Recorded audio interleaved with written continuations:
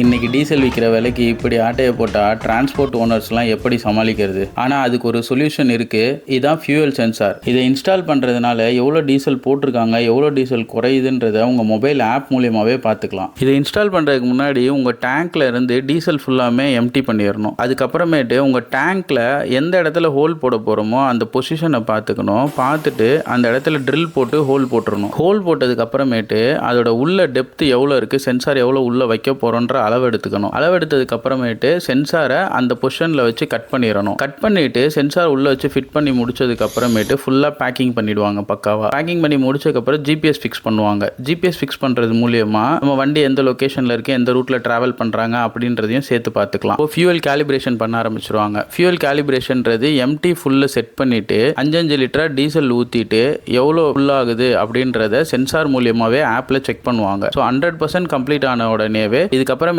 App மூலியமா எவ்வளோ diesel செலவாகியிருக்கு, எப்போ டீசல் போட்டாங்க, அது எவ்வளோ லிட்டர் போட்டாங்க, எவ்வளோ கிலோமீட்டருக்கு எவ்வளோ டீசல் குறைஞ்சிருக்கு அப்படின்ற எல்லா டேட்டாஸுமே உங்கள் மொபைல் ஆப் மூலியமாகவும் பார்த்துக்கலாம். இதை தமிழ்நாடு ஃபுல்லாகவுமே உங்களுக்கு இன்ஸ்டாலேஷன் பண்ணி தராங்க. ஸோ உங்களுக்கு தேவைப்பட்டுச்சுன்னா கீழே இருக்க கான்டாக்ட் நம்பர் யூஸ் பண்ணி கால் பண்ணிக்கோங்க.